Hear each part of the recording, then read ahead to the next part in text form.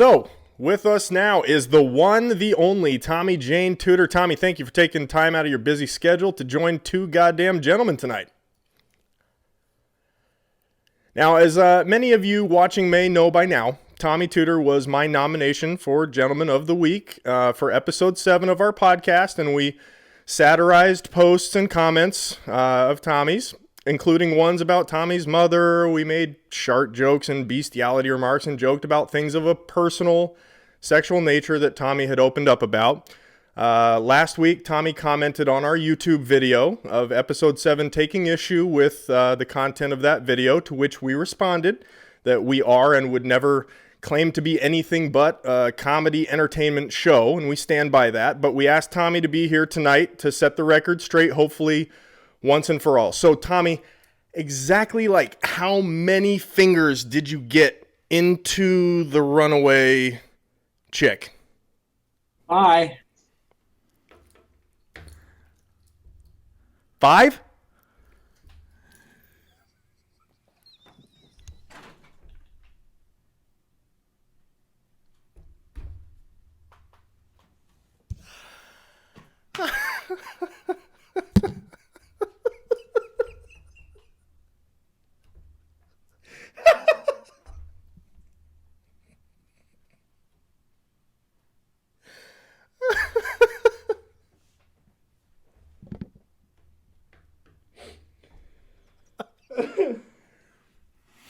Well, that one as predicted.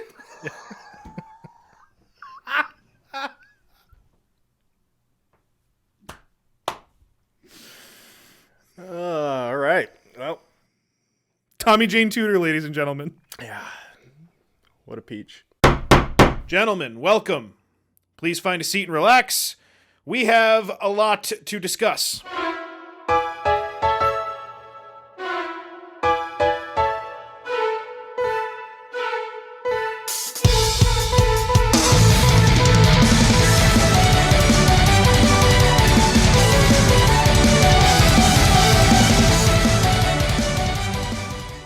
Welcome one and all. I'm KC. And I am DC. And we are two goddamn gentlemen, bringing to you this and every week a celebration of all things Asian child brides and turkey basting 4 steps too soon.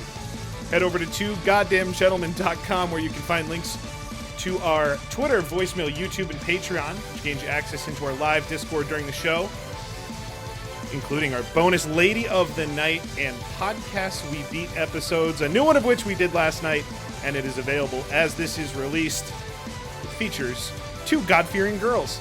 So, basically our show. DC, if you would please read back the minutes to last week's meeting. Gladly, Casey. As you may all know, we brought in a group of gentlemen, each, Casey, the Pilgrims, and myself, the Mongols. Casey, let's go ahead and take a look at the Hall of Gentlemen and see where they ranked. Oh boy, they're the Mongols. I think they're on the top. We'll get that fixed. It's a +4. It's a +4. That's a copy paste. It is a +4. It's a +4. It is a +4. They are gentlemen. It is a +4. Somehow. Yes. For their sexual prowess. There you go. And by the way, it paid out 14 weeks ago because the bet was over under 1.5 episodes that Casey fucks up the Hall of Gentlemen graphic, and it's episode 15. So it was way late, but it happened. So there you go. Good job. Thank you. We nailed it. Tons of movement. As you we'll address the opening. I'm gonna hide it with the mouse. Nobody can tell what it is now. There you go.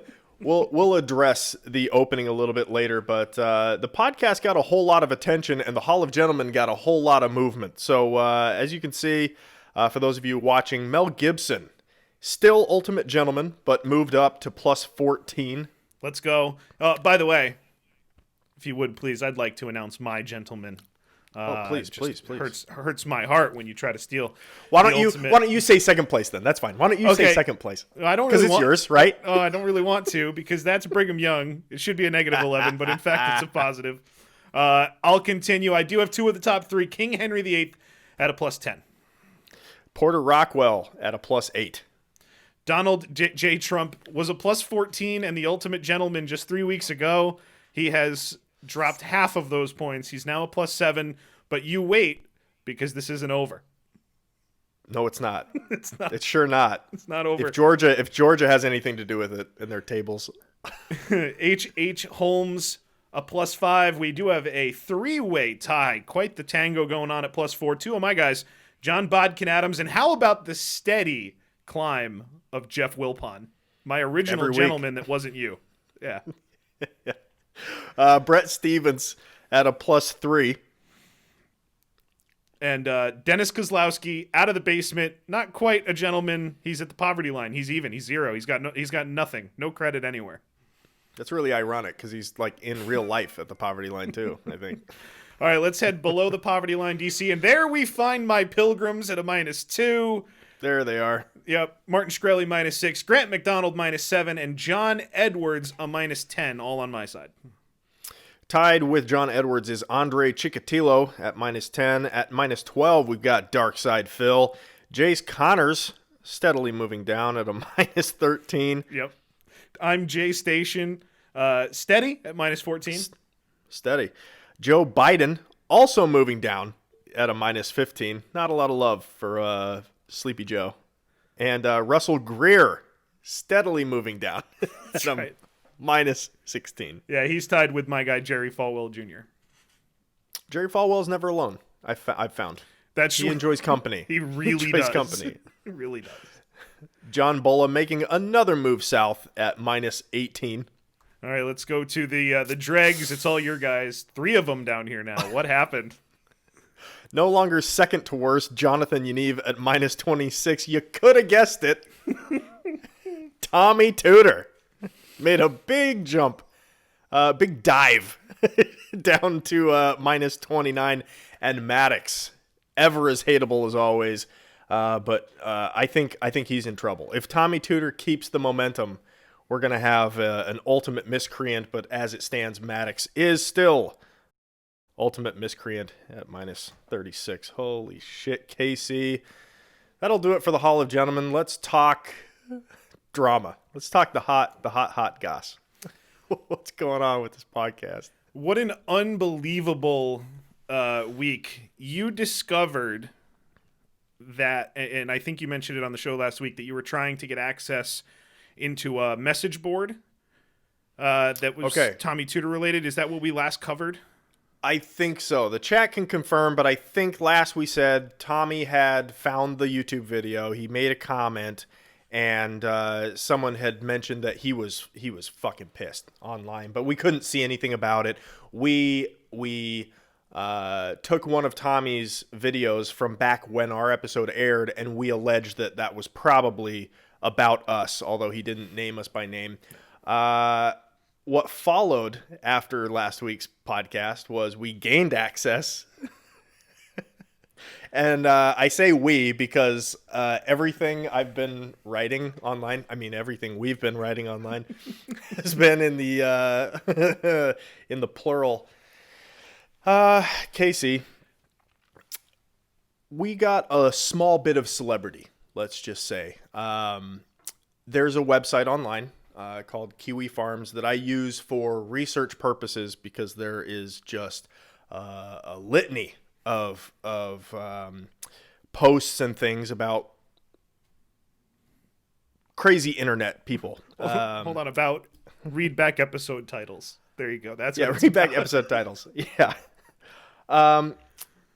So Tommy Tudor has his own thread there, and I thought it would be a good idea to post Tommy's the screenshots of Tommy's YouTube comments. You know, it's doing them a favor. It's like, hey, thanks for the information. Mm-hmm. I'm going to give back. Sure. Have a laugh. Have a laugh. Here you go. Also, patreon.com/ excuse me. Whoa, that was a slip. That was muscle memory of the tongue that shall not happen again. Is dead.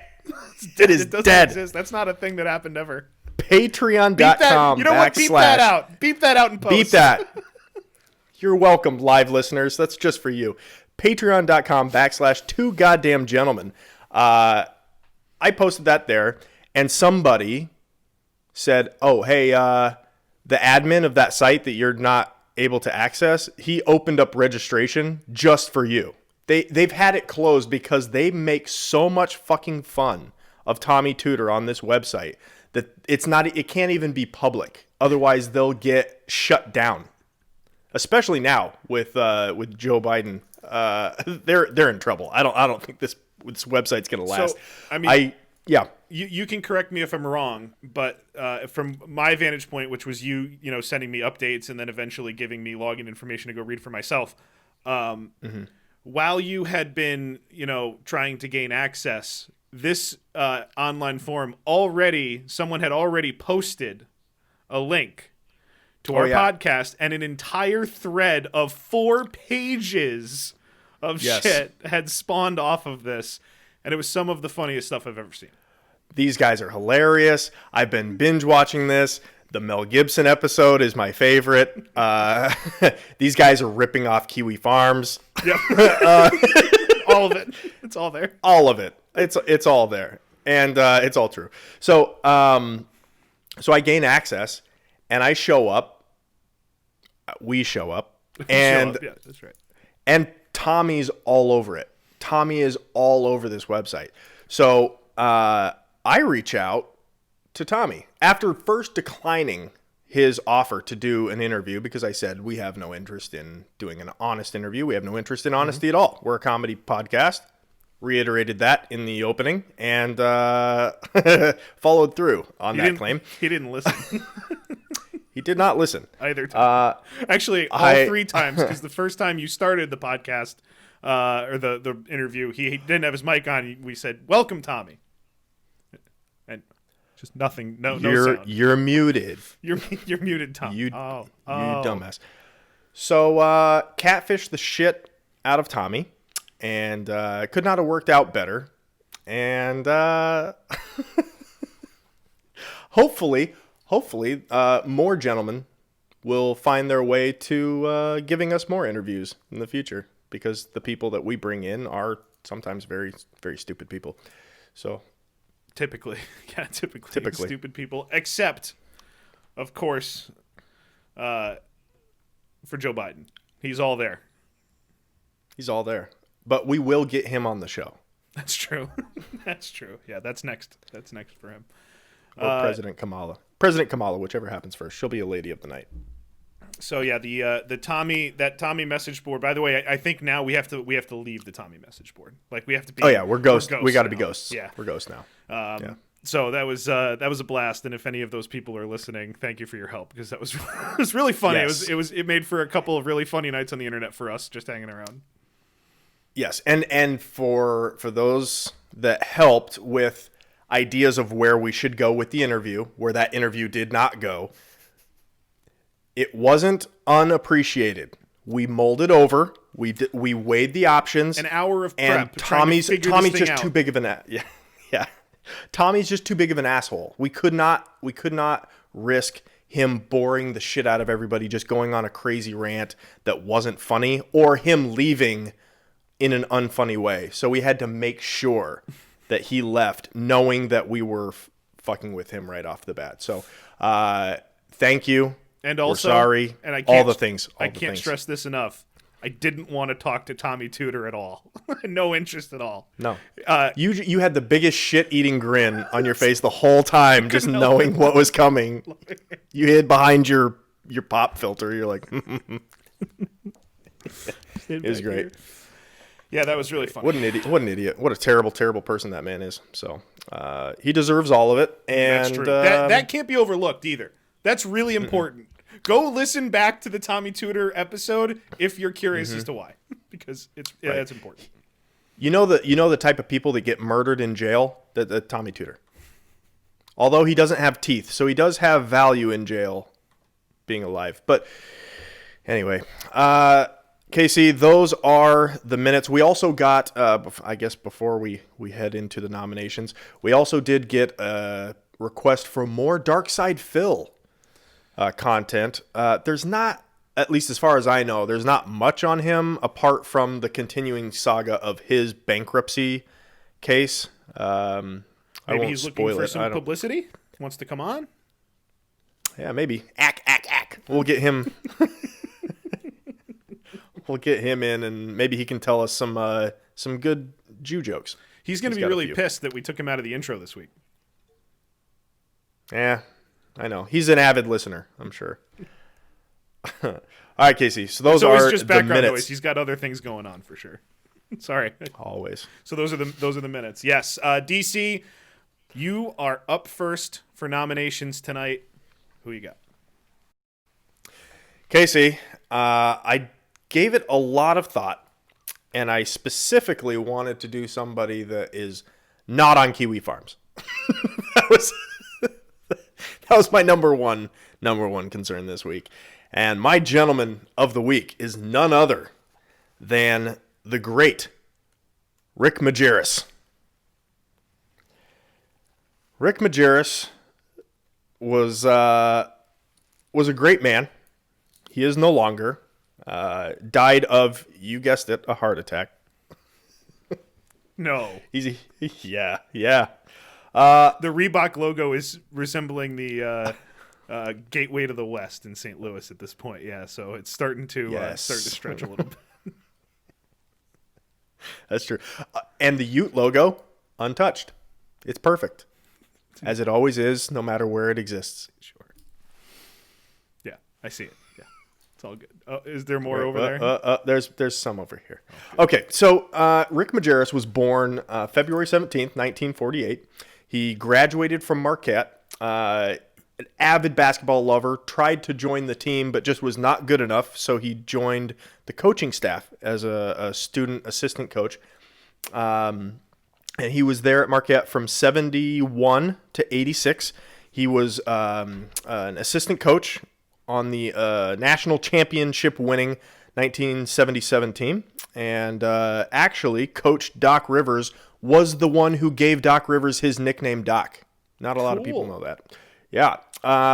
He went to Utah in 1989 and coached there for 15 seasons, made the NCAA tournament 10 times, one of which he got Utah to the Sweet 16, lost to Kentucky, where he had a funny quote. Rick Pitino was coaching Kentucky at the time, and in a pregame interview, Rick said, Utah should be favored, which was a joke. I think we made the Sweet 16 as like, I don't know, maybe the 9 seed or something like that. We had won the WAC tournament to get the auto bid, probably. It would be my guess.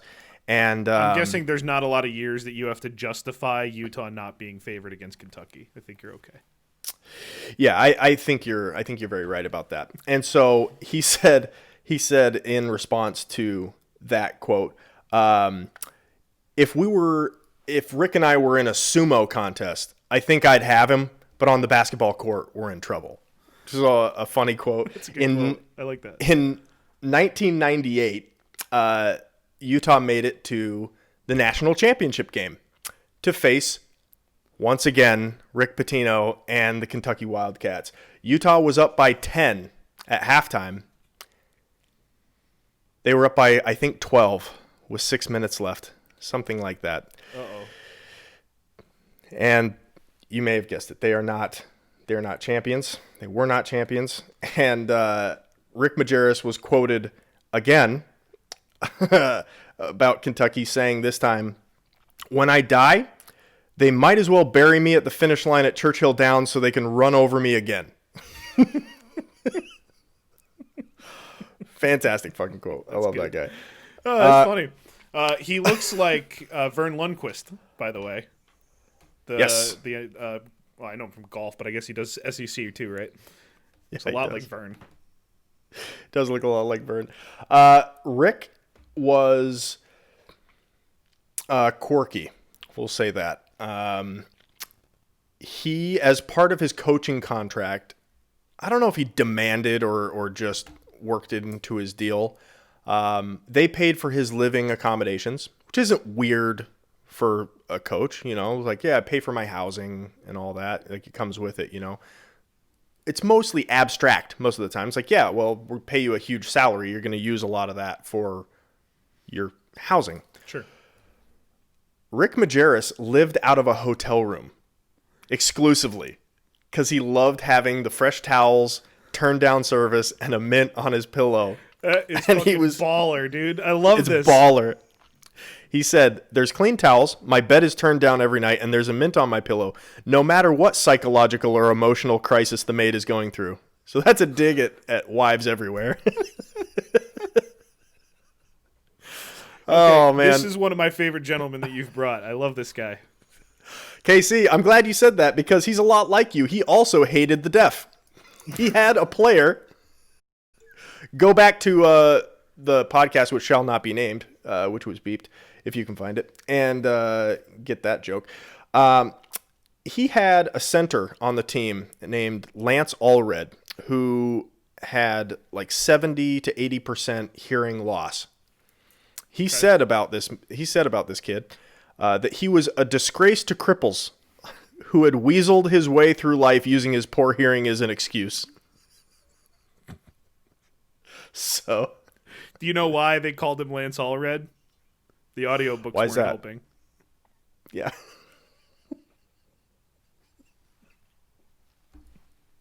Very nice. Very nice. Rick Majerus in 1989, the first year he had joined Utah as the head coach, had a septuple bypass heart surgery. I believe that. You probably could have made a bigger number, and I would have believed that too. I thought they stopped after quadruple. I didn't know that it was possible to go that high. That's the highest I've ever heard of in my life. That's crazy. And then he coached long after that. So good for him.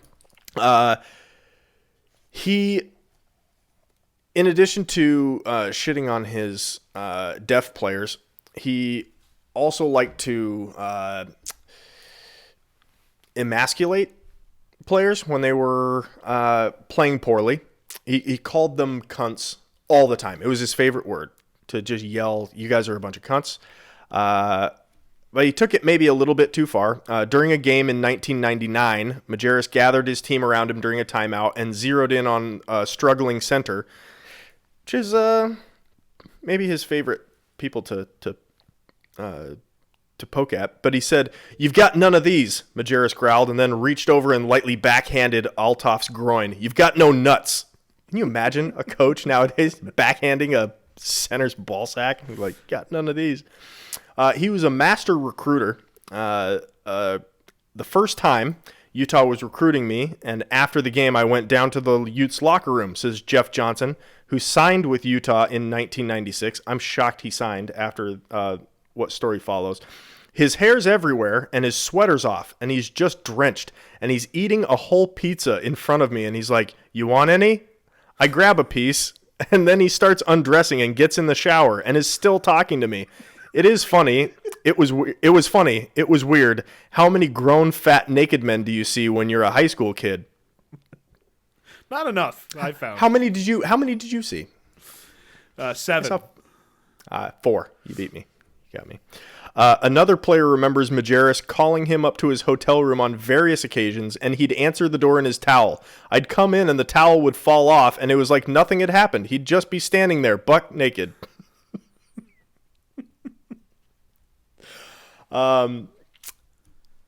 Possibly the best Rick Majerus stories I've ever heard. One comes from a basketball camp that he used to do in the Milwaukee area. He was born in Wisconsin and would return there because his mom was there. He was, always trying to get close, be close to his mom. And this story came out of that. This kid named Matt, whoever that is. I am from the Milwaukee area, and every summer Rick Majerus sponsors a basketball camp at a local college.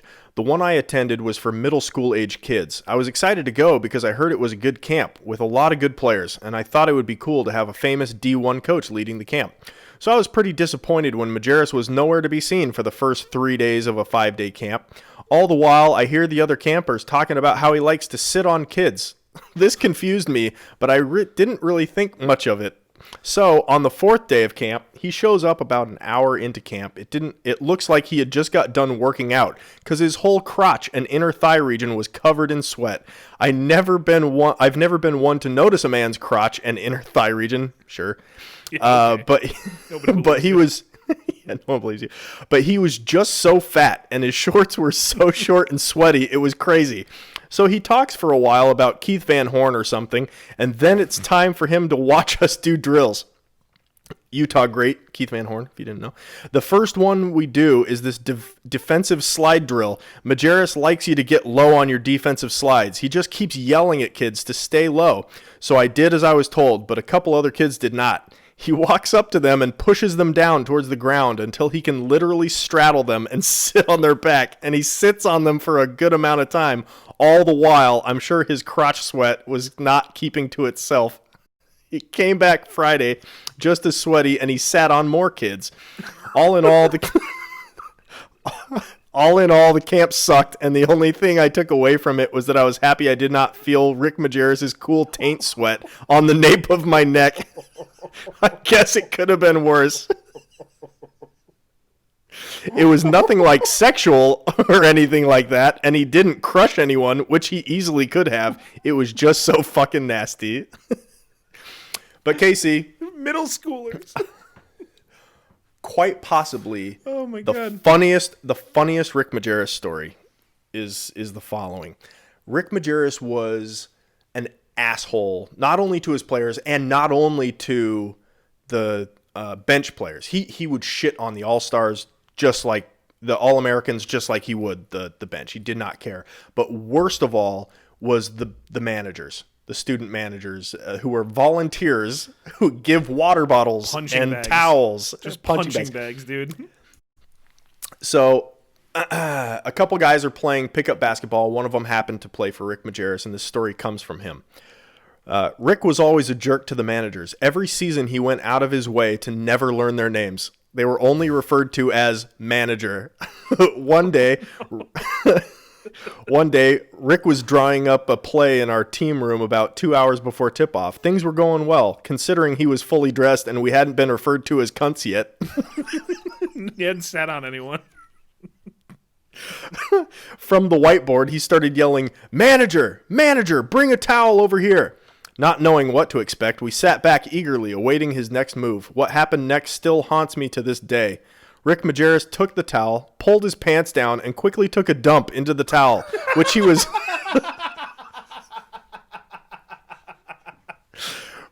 holding under his ass. After he was done, he used part of the towel to wipe, wrapped it up, and handed it back to the manager and told him to throw it away. The kid looked like a deer in the headlights. The whole room was silent. Rick just pulled up his pants and went back to the play, never once mentioning it or acting like anything out of the ordinary had occurred. A gentleman through and through, not only for those stories, Casey, but for this last life achievement, which I think is impossible to argue. If you win this award, you're a gentleman. He won it twice. Playboy Magazine's Coach of the Year in 92 and 98. That's a win. Yeah, that that's is a win. Huge. That's I a don't huge care who win. you are. That's a notch in the gentlemanly belt. And for the first time, I am going to endorse one of your candidates. I think that Rick seems like a gentleman. Straight to the top. Well, let's calm down. But ahead of Brigham Young, maybe. Slide him back. Definitely ahead of Brigham Young. Dude, after a BYU game, Keith Van Horn, they lost to BYU. Big deal. Huge fucking deal. Keith Van Horn was checking his stats after the game, and Rick Majerus tore him a new asshole so hard he started crying because he was checking his stats after losing to his rival. That's the kind of coach I can get behind. Tore him a new asshole and called a manager in, stuffed his asshole in a towel. Yeah. Get it out of here. Then wiped with it. Oh, that's awesome. Yeah. Rick Majerus. Rick Majerus, everybody. Yeah. I'll go ahead and play image number 2. I don't care. Sure. It's there. It doesn't matter. Oh, he looks... Yeah, that's about right. Oh, you know what? This one really brings... The bald head in this shot really... You can picture him squatting down with his sweaty taint. It's not good. Mm-hmm. Yeah, it's not It really is something else. Yeah. So Rick Majerus, everybody. All right, I think you have 2 honoraries. The first one of which we both had, because I had 2 honoraries. But let's just do it together. If that's I've got 3 actually. Oh, you got. I've got 2. I've got 2 that were included in this whole. I got you. Okay, and then I've got your third one. All right, which one's first? Correct. The first one, Casey, comes from. Cue it up and remind me. I think this one is a Russian. Oh, we have a highway. No. Yeah, that's right. It's a highway. It's self-explanatory, but the story behind it is actually quite amazing. Go ahead and roll it.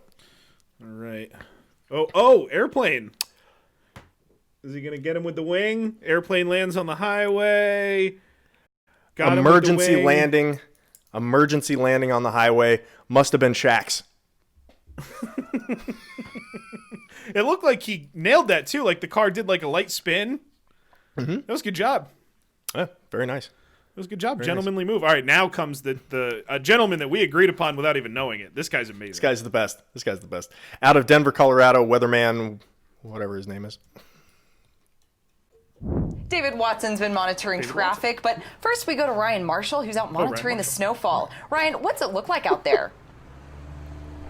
Yeah, it looks like snow, just like I predicted in my forecast from the studio. I'm not sure why I'm out here literally looking around. It looks like snow. You could just take a video of it snowing and show that. Why do I have to be here to describe snowfall? It's pretty self-explanatory. Seems like the cold has gotten you in an icy mood yourself, Ryan. Ugh.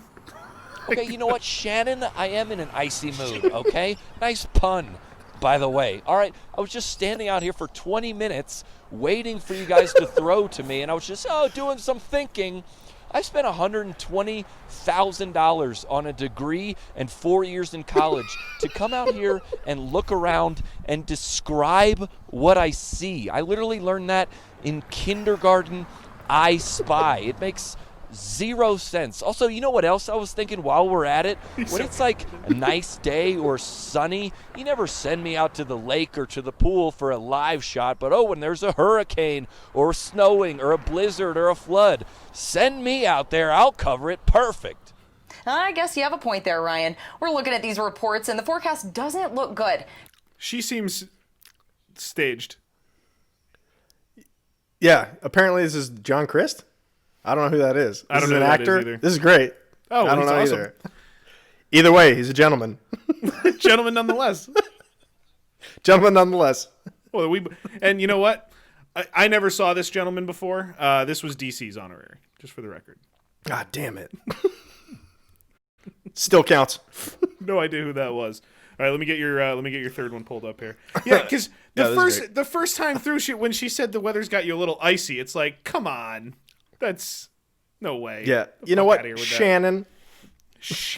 I just wish it was real. I just imagine that in my mind. I'm like, oh, that'd be so fucking fantastic. It's nice to think that way, but no, sadly. Well, I'm glad I came up with a third one, Casey. I've captioned this one. A gentleman always lends a helping head. Go ahead. Oh boy, that's a manhole cover. That's not great.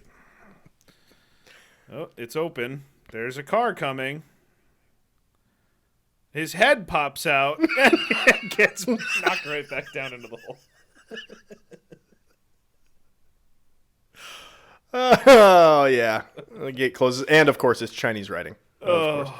There we go. Let's see that one more time. Let's see his head. There it is. Hey, did you guys grab lunch already? Oh! Oh, that's wonderful. That's wonderful. He looked like he was okay, too. Yeah, maybe I did.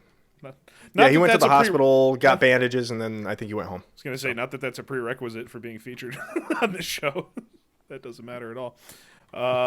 DC, my honorary this week, aside from that not weatherman that I wasn't going to bring as an honorary, at all, is this guy. Anti-gay Hungarian politician has resigned after being caught by the police fleeing a 25-man orgy through a window. He got stuck. God. Something was holding him on the ledge. It couldn't get out. Why is it always anti-gay politicians? Every time. Every time. It never stops. It never stops with it. God. Let's get a couple of bullet points here. DC. What do you think that little white spot in the beard is? I don't think it's white hair. You know what that is. After reading that headline. What that is. An ally of Hungarian Prime Minister whoever resigned from the European Parliament after attending what was described as a 25-man orgy in Brussels. Go for that name. Was that Joseph Chazar?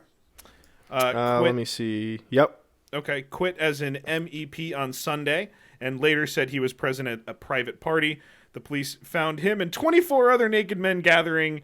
Chazar played a key role in the government crackdown on LGBTQ rights in Hungary.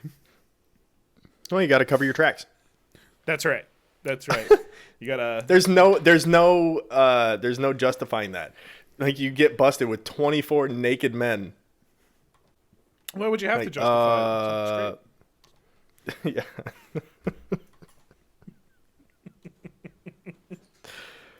This isn't what it looks like. I don't see the problem. It's exactly what it looks like. It's fine. Oh, DC. All right. Well, it's time for my nomination. I can't wait.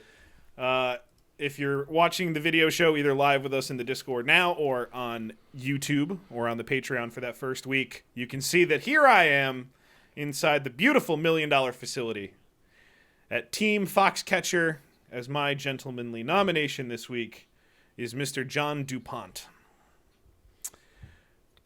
So John looks like a nice guy. Well, he looks like he is, DC. Born to wealthy parents and the heir to the Dupont family fortune. So if you are unfamiliar or a woman, the house wrap stuff is a good example of Dupont products. He went on to do many great things from his childhood. He was a philanthropist, DC. He founded and directed the Delaware Museum of Natural History. And he was always into sports. God, the most boring thing in the most boring state. Yeah, I know. What's in the Delaware Museum of Natural History? It's like grass that died. Like Maryland stuff. Maryland stuff that floated ashore. Now, he was into sports from a very young age, but was described from other people as not being very good at them. But he didn't. And Looks like it. Yeah. What do you mean? He was on a horse, and this was a little later in life when he was 30. He got into some kind of a horse accident where he got thrown from a horse into a fence. Testicles first. That's...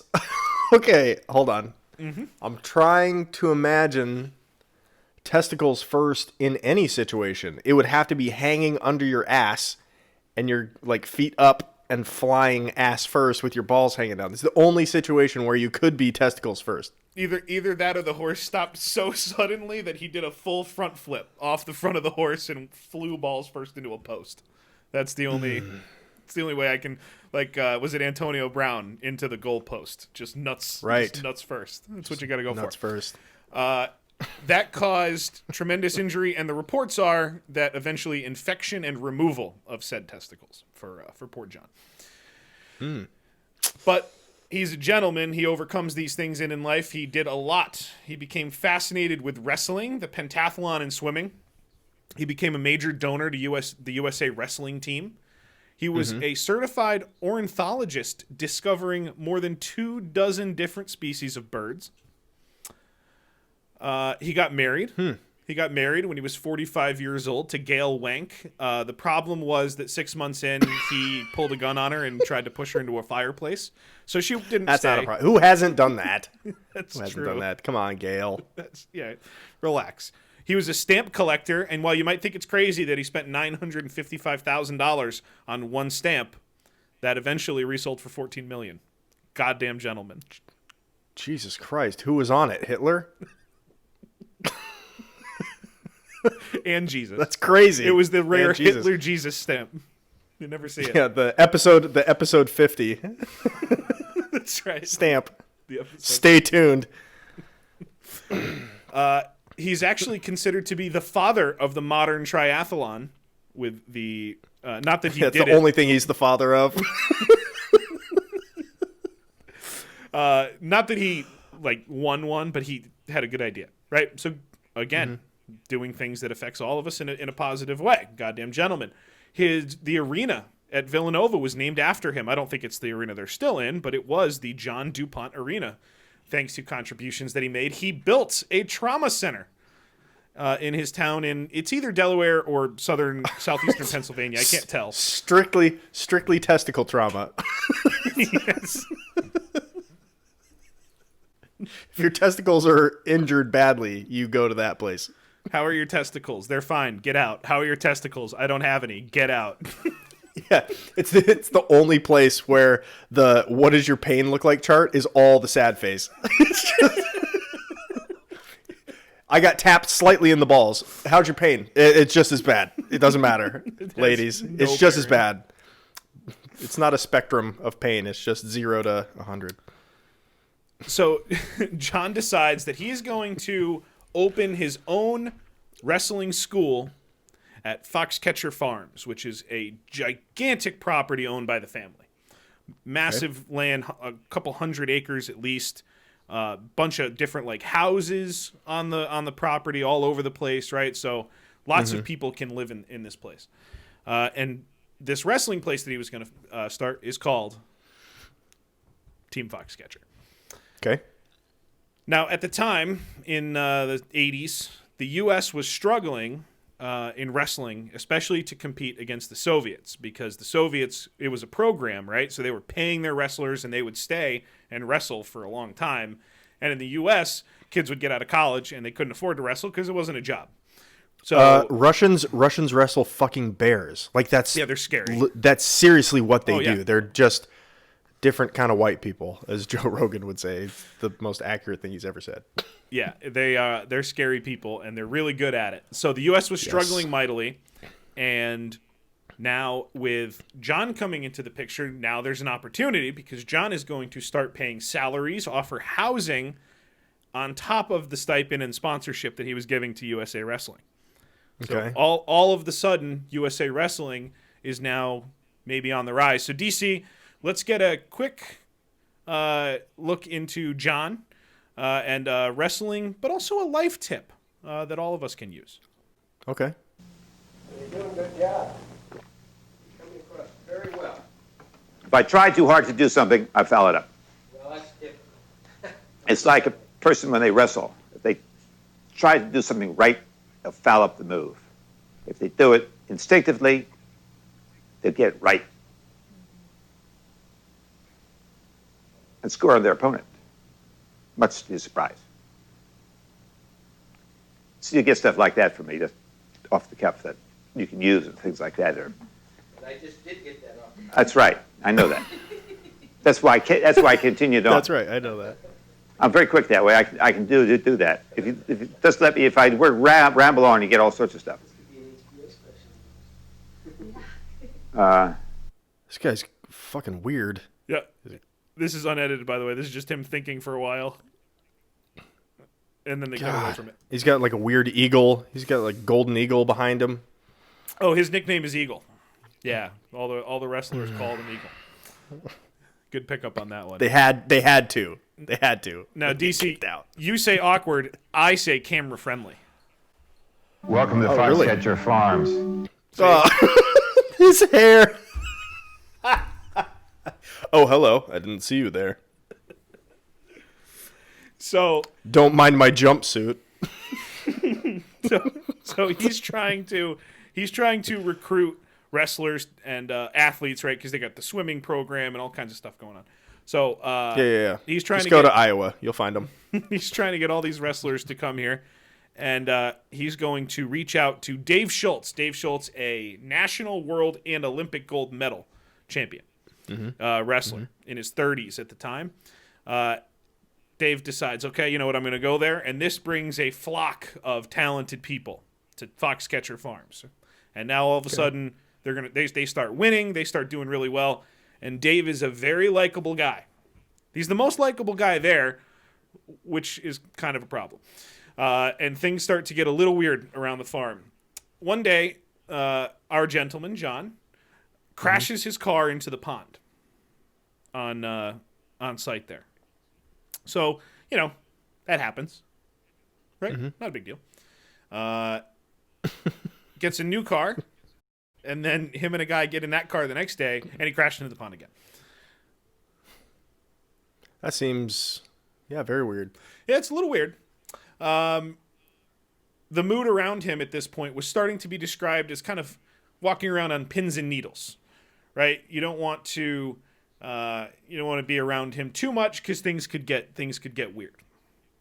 Which seems odd, right? Because you've seen him and heard from him now, and he doesn't seem weird at all, right? Not at all. I want to be around him all the time. I just never want him to stop talking. One of the things that people don't understand about you is that you always have the right instinct. Well, if I try too hard, I fuck it up. So if I say things instinctually, you score on your opponent. I score on my opponent. So, not a big deal, though, because Dave really does get through to him. Dave really cared about this guy. Obviously, he's a little weird. Everybody knew that. Dave really likes him. So, he kind of gets through to him a lot. Little backstory on John. He was eating alone in his room until he was 13 years old. His parents were divorced when he was 2, I believe. He once talked about needing to schedule appointments to see his father, and sometimes his father would turn down those appointments. So that's always a bummer. I can relate to that. Now, it wasn't as regimented as that, but in an abstract way, he turned down appointments to meet with me. That sounds right. As at the time that this picture was taken, his mom was still alive, and you could imagine that if he grew up and he was very isolated, rich kid with no friends, his mom's very important. So his mom passes away, and now things were kind of weird. Now things get a little more hairy around the farm. So he likes to wrestle with the guys. Right, he's always liked competition. He's an athlete. He runs, or he did. I don't know if he still does. But he liked to wrestle with the guys, and he decided it was time to take the next step because the guys kind of play around with him. And obviously, if people don't know this, there's a movie about this. I didn't see the movie, but I have seen the documentary. I had heard about it. I didn't know that it was about wrestling, though. I don't know what I thought it was. I thought it was like a war movie or something like that. It sounds like Foxcatcher is like a mission name or something like that. No, you're right about that. Operation Foxcatcher. But you can see a lot of these. I can't play all the clips, obviously, because we'd just get shut off of YouTube in a heartbeat. So I picked like 2 or 3 from the doc and then used the other stuff. Yeah. I think Tommy's working on that now too. That's true. Probably. That's a good point. We'll probably get next week. We'll probably be reading the complaint that's been filed with the local in the wrong state. The local judge in the wrong state. We'll get a laugh out of that. Attorney to help him. Russell Greer is filing a lawsuit against online people that I think Tommy is zeroing in on and trying to get in on. Ooh. That would be fantastic. If we have a collaboration, if we have a gentleman collaboration, my head's going to explode. We'll have to. That would be amazing. We have to get him on at the same time. So he decides that, the guys kind of play around with him a little bit. They wrestle, let him kind of pin him for a second, whatever. He decides that he's going to compete in his age bracket in some wrestling tournaments. So let's take a look. Okay. John would enter wrestling tournaments. John couldn't wrestle. Stance! Get your head in there! Don't let him have your leg! Oh no! He's up so high! Let go of his head! Let go of his head! I told him. Let go of his head! He's gonna get a pin now. Let go of his head! Belly down, belly down, belly down! Oh!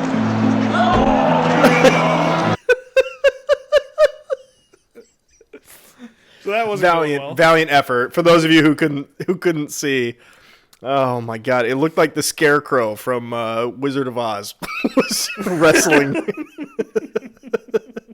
anybody else. Because the other guy did not look that great either. No. What was his age? What was his age range at this point? I think he was like 50s? 55 to 60, 50s, somewhere in there. Oh my God, that was awful.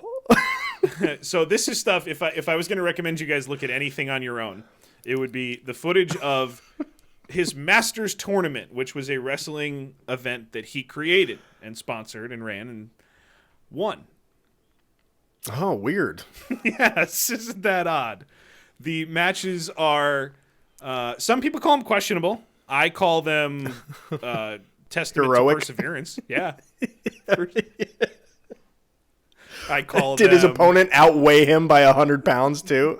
Oh, dude, yeah, Like they this were huge. stacked They monsters, and he just... They were real wrestlers, yeah. Yes. Okay. And then there were stories of maybe some money changing hands after, but we'll leave that to the speculators out there. That's not for me to decide.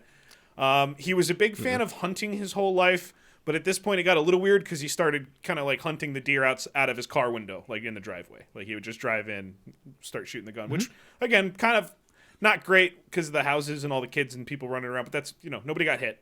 So not a big deal. He was only shooting deer too. So, right? Yeah, it's not a big deal at all. Who doesn't do that? He was taking videos of the woods. He would set up a camera at the trees in a field and just leave it there for hours. And then he would bring it inside and watch it. And he would ask people if they saw the stuff that he was seeing. And this is fun, and this is gentlemanly behavior because some of it might have been a little him losing his marbles a tiny bit, maybe. But he would also fuck with people all the time and say shit knowing it was crazy. And then when they agreed with him, he would disagree with them right away because he didn't trust anybody because he never had any friends. What a douchebag. Yes. What a douchebag. I wonder why he didn't have any friends. It's hard to believe. Did you guys see that? I think it was yeah, John, I saw it. Can I go now? You didn't see No, it. because there wasn't anything there. Now you're going to sit here for 3 more hours till you see the real thing. Oh, God. So he had a thing where he kind of tended to focus on one wrestler at a time.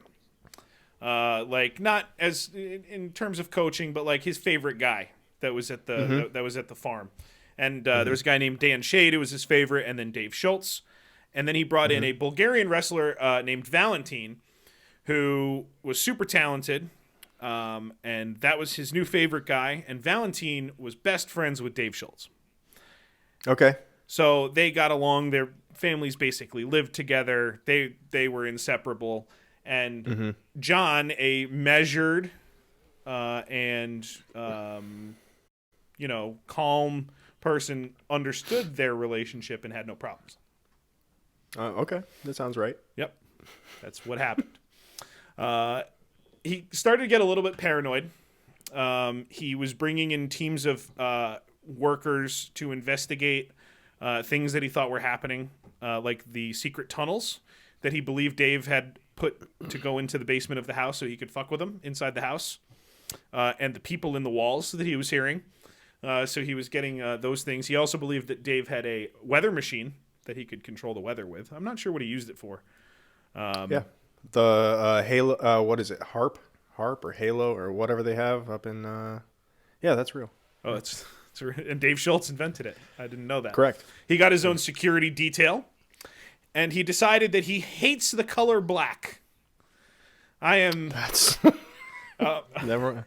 That was close. That was real. It was real close. I love the color black. It's my favorite color. I always capitalize it, no matter whatever I can.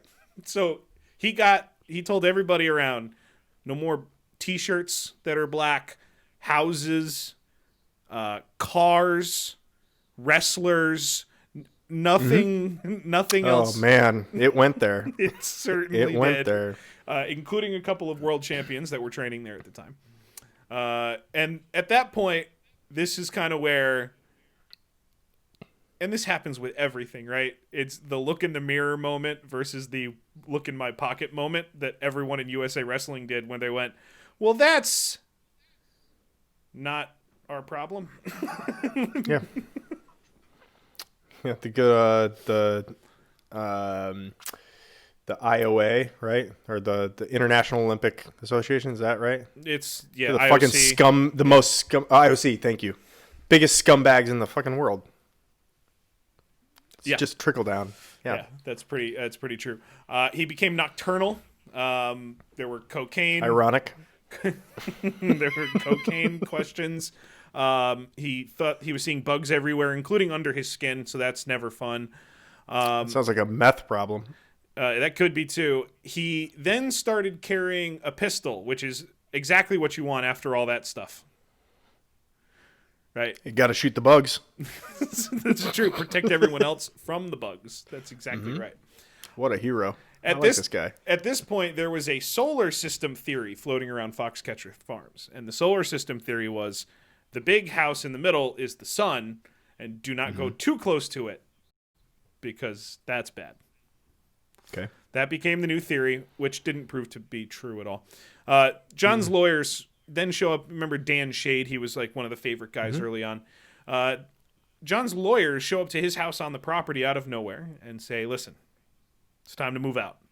He's like, well, I don't think so. So John comes down and pulls a gun on him, a machine pistol. And he says, you got to go. So Dan flies to Colorado to plead with USA Wrestling, tell them what's going on there. But Dave kind of comes into the situation and says, listen, my kids are here, right? I would leave. He's an old guy. He's kind of out of his mind. It's fine. It's not a big deal. So Dan moves, and he leaves his van at Dave's house, which John just does not like at all because he doesn't know what's in the van. I don't know why he's fixated on the van, but he doesn't like the van. Okay. Dave and his wife decide, all right, he's losing it a little. We're going to move out in 92. Let me get through my last Olympics. I'm 37. Maybe I can go for another gold medal, and it's time to retire. I think that's time. Yeah, for sure. Around this time, John shows up with a ton of bruises, claiming that Dan had come back and beaten him with a baseball bat, which was not true. So I don't know how he got bruised, but it wasn't Dan that did it. And then a giant storm comes through and causes some damage around Foxcatcher Farms. Trees are down, fences are down, and John brings in, property manager of some kind, and he says, all right, we're going to hop in my car, take a ride around the property, avoid the pond, just check everything out. And he grabs a camera and a pistol, and they hop in the car. And he drives down the hill, and he goes to Dave's house, and Dave's working outside. And he pulls up, and he stops, and then he shoots Dave. And then that guy just like that. And then that guy gets out of the car, and John drives away. Now let's uncancel Brian Williams for a moment for an update. A bizarre story has been unfolding for hours in a wealthy Pennsylvania suburb. It involves a violent murder and a heavily armed standoff with police. It also involves the heir to a huge fortune, a Dupont, who has turned his estate into a massive fortress. So the negotiations last the entire weekend, and at one point a cop says, yep, so we talked to him on the phone, and it was at that point that he decided to go to bed, so we didn't talk to him the rest of the night. And then a reporter was like, why'd you let him go to bed? What? And he's like, yeah. The cop's like, I wish I had a better answer than I don't know. And that was it. Okay. Number one, don't respect the decision by the cops not to just raid the fucking house when he went to bed. Number two, respect the shit out of that answer. That's right. I wish I had a better answer than I don't know. Next question. So, they do all the typical standoff things. They turn off his heat. It's cold. It's cold. It's Yeah. cold. It's cold out. He's going to get cold in the house, and he calls him. He says, I'm cold. I need to go out with a maintenance guy, and we got to get my heat turned on. And they were like, all right, just don't come out with a gun to come fix your heat. And he's like, well, I'm not going to use a gun to fix my heat. And you guys leave me alone. I won't shoot at you because I don't have a gun because you're not coming over. So he steps outside and gets tackled right away and gets arrested. Right away. Immediately. Oh, he didn't use his wrestling acumen to to not get tackled. He fought off 7-8 cops, and then eventually they subdued him with 17 tranquilizer darts. That's true. Yeah. So he is charged and pleads not guilty by reason of insanity. Good defense. And the court must prove that he's sane. And now DC comes into play the fact that this guy, he can afford some good lawyers, right? Of course. So let's take a look. There he is getting walked in the first time. Here he is a little bit later. He has stopped shaving because, again, and pleading insanity, their first thing was like, well, the day of the murder, he was, dressed normally. He was clean shaven. He showered, right? He was acting fine. So now, a little while later, full beard. The hair's a little scraggly. Let's see what he looks like in the next photo. Yeah, still getting there a little bit. And then, oh boy. The full Lieutenant Dan plus legs is what he's gone with here. With legs included. How long has it been? It hasn't been like years, no, right? like Between the first months. and... Oh, Jesus. Yep. He's now in a wheelchair, getting wheeled around. And DC, it's time for the trial. God. So his lawyer brings in a bunch of the wrestlers and offers them jobs and pay raises at Foxcatcher Farms. And some of them take it, of course. Some of them, Of course. don't, which you'd imagine. They bring in very high-priced, some of the best psychoanalyst people in the world because he can afford it. And there's a long trial and a long deliberation, and everybody was very concerned that he was going to be found not guilty and walk completely free. But he is, in fact, found guilty, charged with a civil suit out of court from Nancy Schultz, Dave's wife, which they settled out of court. Nobody knows what the amount was. He died at 72 years old in prison, and the last thing that he had anything to do with at Foxcatcher Farms, as far as I know, was from prison he paid to have painters go in and paint all of the houses black. Because that's how he felt. ABC, trolling till the end. Like a goddamn gentleman. Paint all the houses black because I hate them. I hate everybody. Holy shit. Okay, so walk me back through that murder scene. He gets in the car to go investigate some craziness going on. Some trees and fences and stuff. He has some trees and fences, and he's got bruises all over him. And he just goes to Dave, rolls up on Dave, who's outside working, and just shoots him. That's it? That's like, it. That's... Yeah, the wife runs out, calls 911. Dave dies right on the ground. The guy he was with jumps out right there. And John drives right back up to the house, stays in the house. Who was the guy? Who was the guy with him? Like just the some stooge? property guy to look at the tree damage and the fence damage. Okay, yeah.